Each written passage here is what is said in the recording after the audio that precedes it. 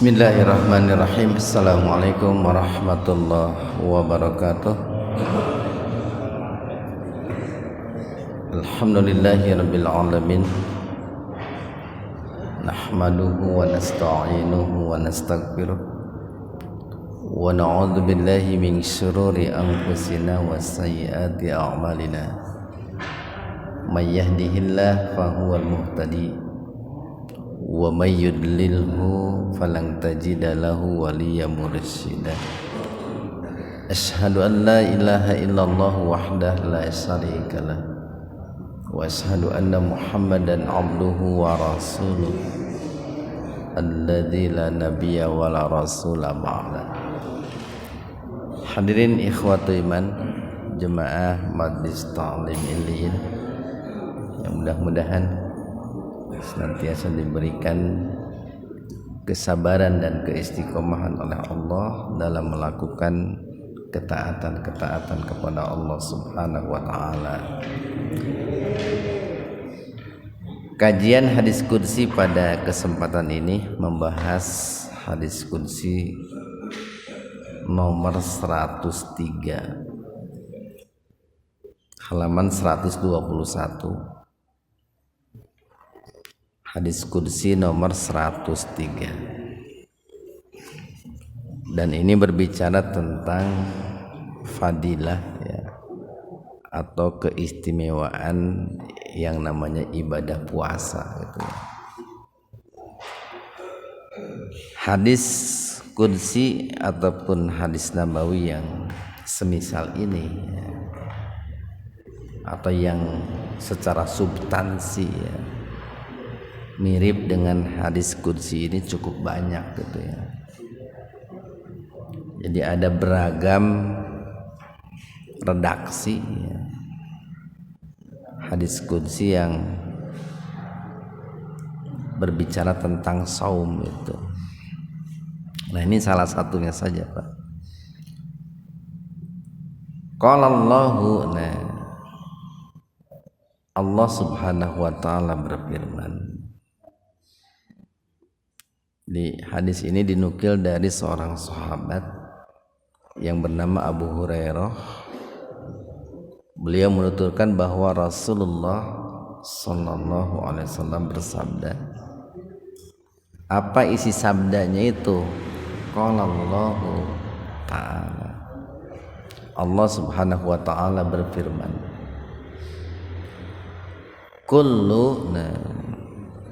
Kullu itu harfu kulliyun itu. Huruf yang menunjukkan kepada keseluruhan gitu. Huruf yang menunjukkan kepada keseluruhan. Sehingga sering diartikan kullu itu tiap-tiap gitu ya. Kullu amalin ya, setiap amal ibni Adam, anak cucu Adam, lahu, untuknya gitu. Ini kalau di hadis yang lain redaksinya itu begini. Kullu amal ibni Adam yudha'ab lahul hasanah asri amsaliha ila sab'ati mi'ati di'fin. Itu lebih panjang kalau di hadis yang lain. Setiap amalan anak cucu Adam itu akan dilipat gandakan pahalanya minimal 10 kali lipat sampai 700 kali lipat bahkan lebih, yaitu kalau ada diskusi yang lain begitu. Tempo hari kan dalam bab Isra Mi'raj tuh telah kita bahas bahwa pada saat Isra Mi'raj Allah sudah menetapkan sebagai sebuah bentuk keistimewaan Rasulullah sallallahu alaihi wasallam, maka umatnya ketika melakukan satu amalan pahalanya minimal 10 Pak. Pahalanya minimal 10. Itu keistimewaan umat Nabi Muhammad. Makanya kalau kita nih sholat sehari semalam 5 waktu, itu setara dengan 50 waktu itu Pak. Tidak dihitung 5 kali, tapi 50 kali itu setaranya itu. Karena memang asalnya sendiri kan sholat itu 50 kali gitu, 50 kali. Tapi setelah ada negosiasi gitu ya atas saran Nabi Musa, maka sholat itu jadi 5 kali, tapi tetap pahalanya itu 50 kali Pak. Walaupun hanya dalam sehari semalam itu 5 waktu. Nah di hadis qudsi yang lain yang berbicara tentang saum itu, Allah akan berikan pahala untuk amal ibadah yang lain. Itu minimal 10 sampai 700 kali lipat lebih. Untuk siapa? Lahu, untuk anak Adam itu sendiri. Illa siyam, nah, kecuali saum. Jadi saum itu merupakan salah satu ibadah ya, bahkan bisa dikatakan satu-satunya ibadah yang pahalanya itu tidak disebutkan oleh Allah secara letterlek ya, dalam bentuk kuantitas itu Pak. Orang baca Quran nih Pak kan, satu huruf 10 hasanah itu 10 satu huruf Pak. Orang sedekah gitu nah, Allah balas kan minimal 10 700 bahkan lebih. Orang sholat berjamaah di masjid ya, baik benar 27 derajat itu. Itu disebutkan kuantitasnya itu Pak. Pahala kuantitasnya disebutkan. Tapi kalau saum itu tidak Allah sebutkan gitu. Berapa jumlah pahala yang Allah berikan untuk orang yang melaksanakan saum. Nah ini akan memiliki kesan yang sangat luar biasa ya. Memiliki makna yang sangat luar biasa ketika saum itu tidak disebutkan oleh Allah pahalanya secara bilangan ya, atau secara jumlah. Fa innahu, maka sesungguhnya saum itu, nah, di hu-nya itu domir untuk kata siam Pak. Fa innahu maksudnya fa innas siam, maka sesungguhnya saum itu li, nah, untukku. Nah, aku di sini kembali kepada Allah. Kata Allah, saum itu untukku. Nah, wa ana, dan akulah ajzi, yang akan membalasnya bihi, nah, terhadap saum tersebut. Di hadis ini Allah menyandarkan saum itu kepada dirinya. 2 kali ini Allah menyebut dirinya itu 2 kali. 1 li, nah, untukku katanya. Yang kedua wa ana ajzi, dan aku sendiri yang akan membalasnya. Kalau di hadis yang lain malah 3 Allah menyebutkan dirinya itu. Yada'u ta'amahu wa sahwatahu min ajli. Nah, itu. Dia meninggalkan syahwat dan makannya semata-mata karena aku. Nah, di sini muncul sebuah pertanyaan gitu, Pak. Kenapa saum itu dikatakan untukku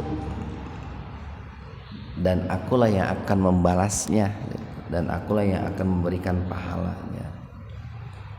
Bukankah semua amalan itu kita persembahkan untuk Allah gitu ya? Kita kan sholat untuk Allah, kita zakat untuk Allah atau karena Allah. Sholat, zakat, puasa, haji, kurban, thalabul ilmi, itu kan semuanya karena Allah gitu. Betul gitu, semuanya kita lakukan itu karena Allah. Tetapi khusus untuk saum itu disebutkan secara tersurat, Pak. Jadi kalau ibadah-ibadah yang lain untuk Allah atau karena Allah, tapi tidak disebutkan secara tersurat, baik dalam ayat Qur'annya ataupun dalam hadis.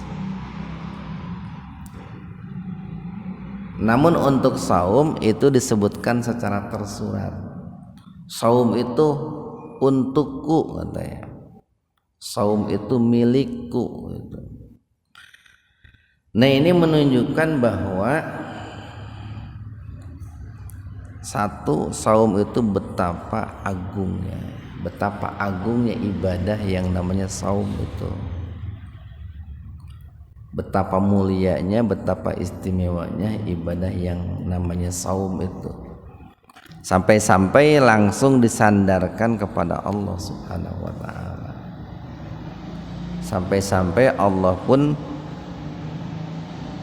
mengatakan saum itu milikku katanya.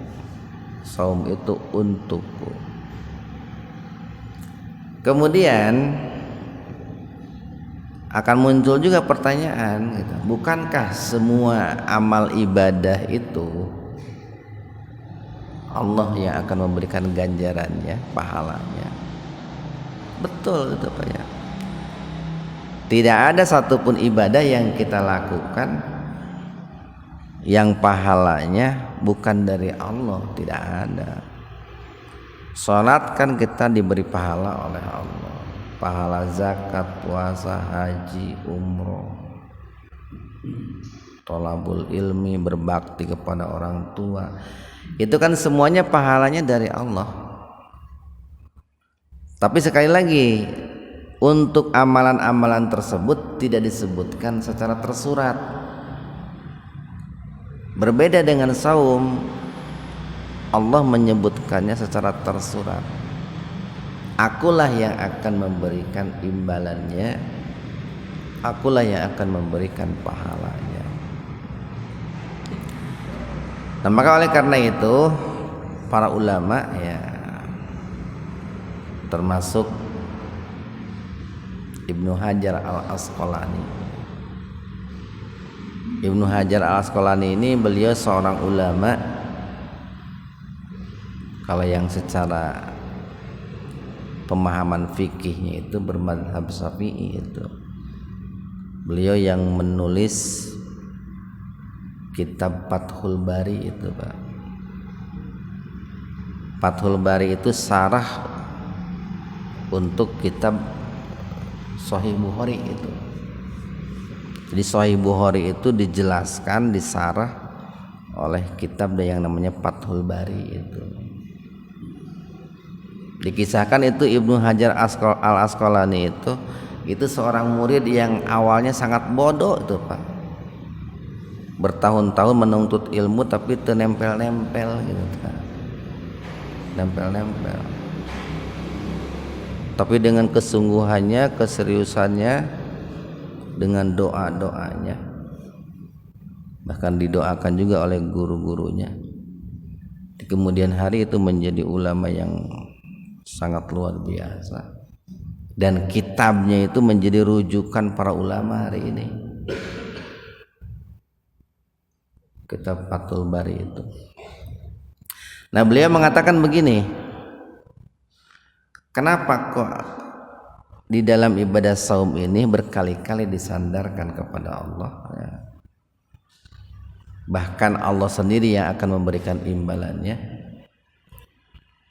Ini termasuk keistimewaan kedua nih. Kedua, Pak ya. Karena saum itu merupakan ibadah yang kecil ya. Kalau tidak dikatakan nihil itu yang kecil potensi riyanya. Jadi potensi riya dari ibadah saum itu sedikit sekali.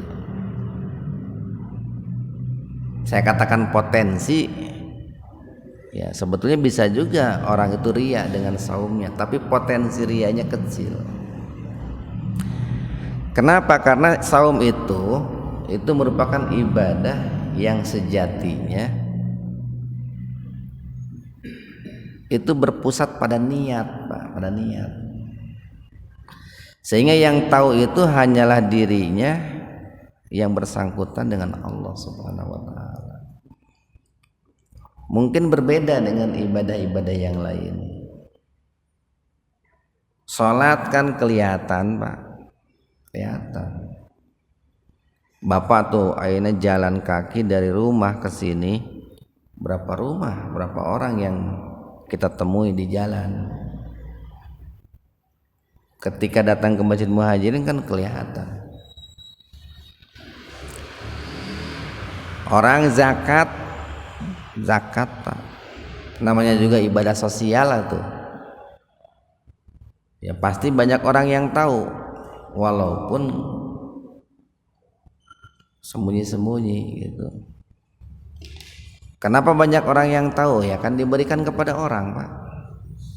Orang ngeluarin zakat, infak, sedekah itu kan diberikan kepada orang. Bahkan mungkin ada panitia zakatnya, jadi banyak orang yang tahu. Begitu pula ibadah haji. Bahkan ibadah haji itu kan seringkali orang itu sebelum berangkat ibadah haji itu menemui dulu saudara-saudaranya, karib kerabatnya, sahabat-sahabatnya, minta maaf, mohon doa karena dirinya akan melakukan perjalanan spiritual haji. Ya otomatis banyak orang yang tahu, Pak. Nah, jadi untuk ibadah-ibadah yang lain karena menuntut ya, adanya pergerakan badan yang nampak, sehingga potensi riyanya itu besar. Bahkan kan orang sering disebut kalau yang rajin sedekah disebut dermawan kan gitu. Ya. Dipanggilnya Pak Dermawan gitu. Orang yang pernah ibadah haji kan disebutnya Pak Haji, Ibu Haji. Kan pada tahu tuh. Itu potensi riyanya besar itu, Pak. Kalau nggak pandai-pandai menjaganya, wah itu setan itu sangat mudah untuk menggelincir kan itu. Tetapi berbeda halnya dengan ibadah saum. Karena tadi sejatinya itu berpusat pada niat, hanya dirinya dengan Allah yang tahu itu. Itu yang kedua. Kemudian yang ketiga, ibadah saum itu adalah ibadah yang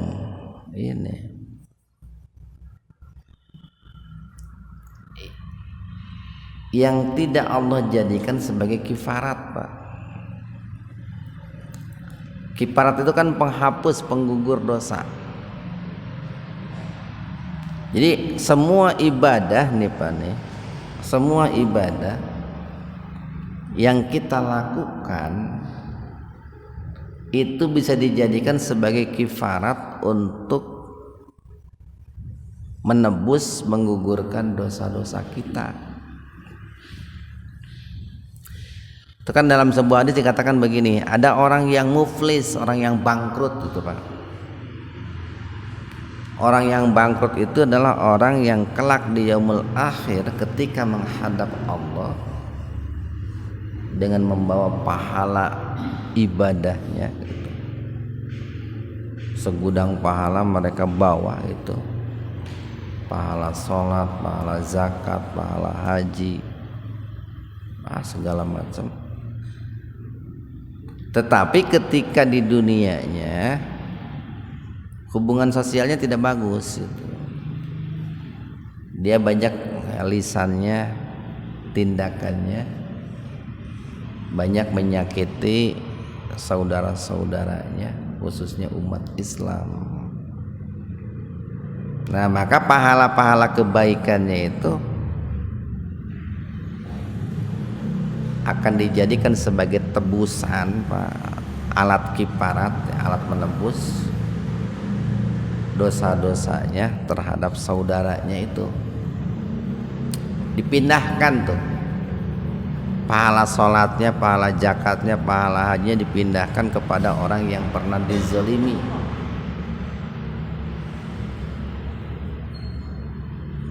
Kalau seandainya dosa menzoliminya itu belum habis, sementara pahala kebaikannya sudah habis, Nabi kan mengatakan maka dosa-dosa orang yang dizoliminya itu akan dipindahkan kepada dirinya. Nah, itu untuk ibadah-ibadah yang lain itu bisa ditransfer Pak kepada orang yang dizolimi. Berbeda dengan ibadah saum. Kenapa Ibnu Hajar mengatakan karena saum itu milik Allah katanya. Dan kita tidak bisa mengambil sesuatu yang sudah menjadi milik Allah. Kan tadi Pak innahu li katanya, sesungguhnya saum itu milikku. Kita tidak mungkin bisa mengambil sesuatu yang sudah menjadi milik Allah. Itu yang ketiga Pak. Kemudian yang keempat, ini di hadis yang lain nih, saum itu merupakan ibadah yang status hukumnya itu sama, baik untuk orang merdeka ataupun hamba sahaya, dan akan berbeda dengan ibadah-ibadah yang lain Pak. Zakat ataupun haji ya, karena itu berkaitan dengan harta, itu tidak diwajibkan kepada orang-orang budak ya, hamba sahaya. Tapi yang namanya saum gitu Pak, mau orang merdeka mau hamba sahaya diwajibkan.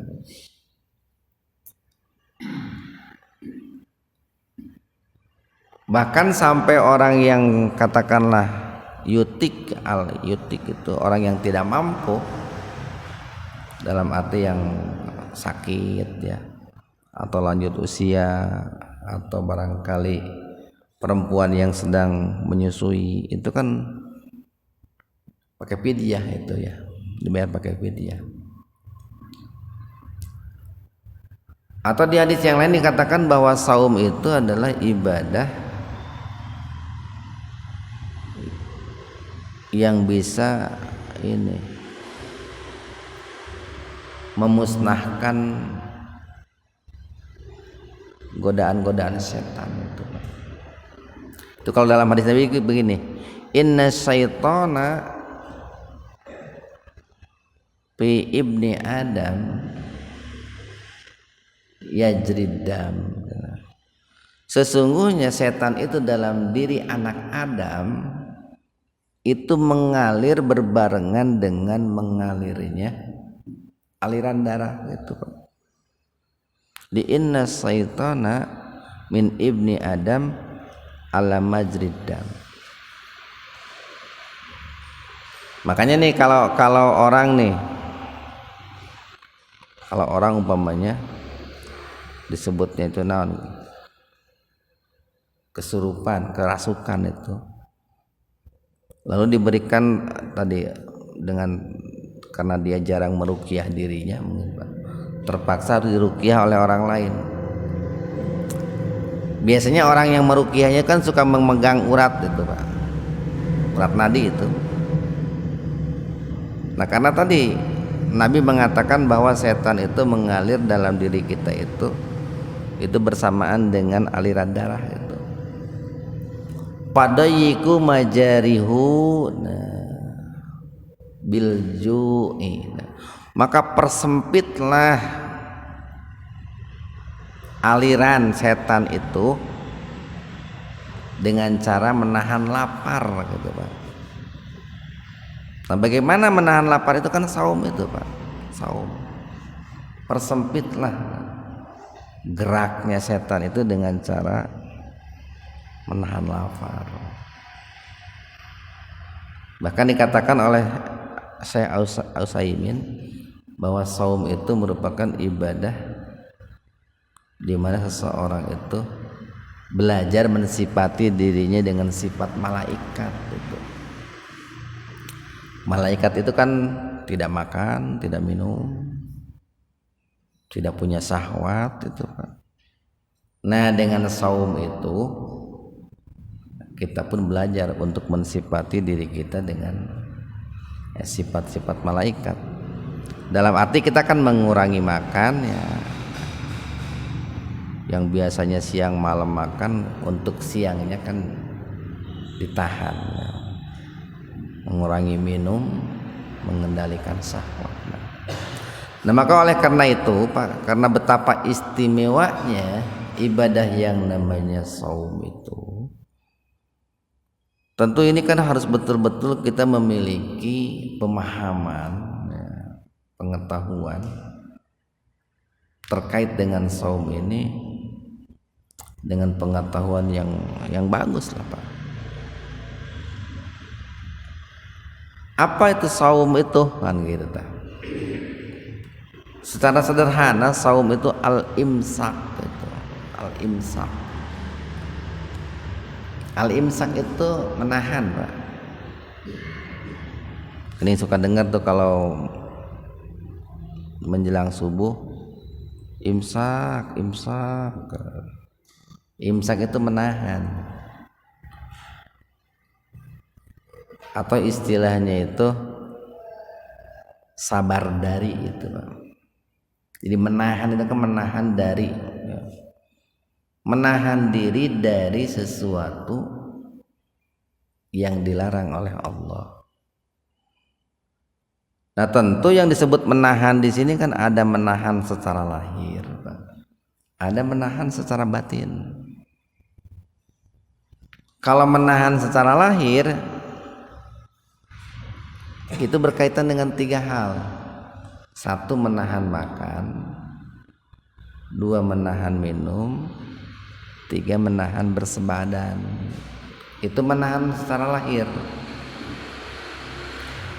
Itu yang disebut dengan saum fisik gitu. Saum fisik. Ada menahan secara batin atau saum psikis itu ya. Kalau tadi saum biologis itu Pak, ada saum psikis. Kan Nabi mengatakan begini, rubba shaimin laisa lahu min siyamihi illal ju' wal atas. Banyak orang yang berpuasa tapi dia tidak mendapatkan pahala dari puasanya kecuali lapar dan dahaga. Itu di balik kalimat itu, di balik hadis itu tersirat bahwa saum itu tidak hanya cukup menahan makan, minum, dan bersebadan. Perlu ada saum yang lebih jauh dari itu. Saumnya itu kalau istilah orang-orang tasawuf mas saum spiritual gitu. Saum yang mencapai hakikat spiritual. Jadi tidak hanya sebatas saum fisik tapi harus sampai saum psikis. Karena ending yang diinginkan Pak, ending yang diinginkan daripada ibadah saum itu menginginkan diri kita ini menjadi seorang muslim yang berkepribadian shaimin itu Pak. Seorang muslim yang punya kepribadian shaimin. Bagaimana kepribadian shaimin itu? Yang paling mendasar dari ibadah saum adalah melatih kesabaran. Yang paling mendasar itu Pak, melatih kesabaran. Kesabaran apa?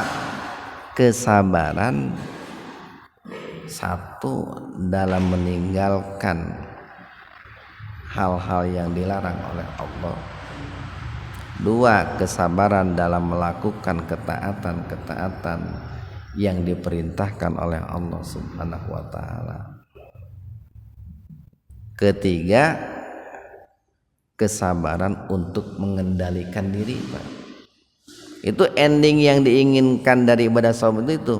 Jadi berangkat dari pelatihan jasmani menuju kepada pendidikan rohani, Pak.